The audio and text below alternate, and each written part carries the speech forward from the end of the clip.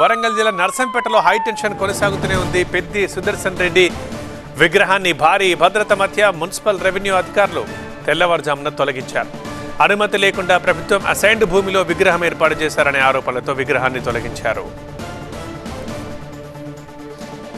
ఇక కక్షపూరిత రాజకీయాలు చేస్తున్నారంటున్నారు పెద్ది సుదర్శన్ రెడ్డి భార్య స్వప్న. ఆమె ఆవేదన వ్యక్తం చేశారు. మేమన్నారో మరింత సమాచారం మా సీనియర్ కరెస్పాండెంట్ పెద్దీష్ అందిస్తారు. పెద్దీష్, నర్సంపేటలో దివంగత నేత పెద్ది సుదర్శన్ రెడ్డి విగ్రహం తొలగించడం ఉద్రిక్త వాతావరణానికి దారితీసింది. ఒకవైపు నర్సంపేట నియోజకవర్గ వ్యాప్తంగా పోలీసు భద్రత కొనసాగుతుంది. ఎక్కడికక్కడే బీఆర్ఎస్ పార్టీ శ్రేణులను గృహ నిర్బంధం చేస్తున్నారు. ఇంకొక వైపు నర్సంపేట మాజీ ఎమ్మెల్యే దివంగత నేత పెద్ది సుదర్శన్ రెడ్డి సతీమణి పెద్ది స్వప్నం కూడా గృహ నిర్బంధం చేశారు. ప్రస్తుతం పెద్ది స్వప్నం అంటున్నారు. స్వప్న గారు చెప్పండి, ఇప్పటికే విగ్రహాన్ని అయితే తొలగించారు. అక్కడ విగ్రహం ఏర్పాటు చేయడం తప్పు, అసైన్డ్ భూమిలో ఏర్పాటు చేశారని చెప్తున్నారు. మీరేం చెప్తారు అసలు? ఇప్పుడు ఉన్న కాంగ్రెస్ ప్రభుత్వం కక్షపూరితంగా పెద్ది సుదర్శన్ రెడ్డి గారి విగ్రహం తొలగించింది తప్ప అది అసైన్డ్ ల్యాండ్ అంటే సిటీ విస్తీర్ణ భాగంగా నర్సంపేటలో 75% ల్యాండ్ అసైన్డ్ ల్యాండే ఉంటుంది. ఇప్పుడు కొత్తగా వచ్చిన వెంచర్స్ కానీ కొత్తగా బిల్డింగ్లు కట్టుకునే వాళ్ళందరూ కూడా అసైన్డ్ ల్యాండ్లో కట్టుకుంటున్నారు. అదొక ప్రైవేట్ వ్యక్తి అసైన్డ్ ల్యాండ్, ఇంకో దళిత వ్యక్తికి ఉన్న ల్యాండే. అయినా కూడా కక్షపూరితంగా కావాలని పెద్ది సుదర్శన్ రెడ్డి గారి విగ్రహాన్ని తొలగించారు. అట్లని మా సారు స్వార్థంగా ఎప్పుడు ఆలోచించలే. పబ్లిక్ లైఫ్ ప్రజల కోసం సేవేసిన, స్వార్థపూరితంగా పనిచేసిన ఒక ఉద్యమకారుడు. మానవత్వ దృక్పథం కూడా లేకుండా ఆయన విగ్రహాన్ని తొలగించిందని ఫోన్లో చూడంగానే చాలా బాధ అనిపించింది. ఈ ప్రాంతానికి నా భర్త ఎంతో చేసిండు, మాకంటూ ఏం చేయలేదు. ఒక మానవత దృక్పథంతో ఆయన విగ్రహం ఉంటే పెద్ద నష్టం ఏమొచ్చింది చెప్పండి?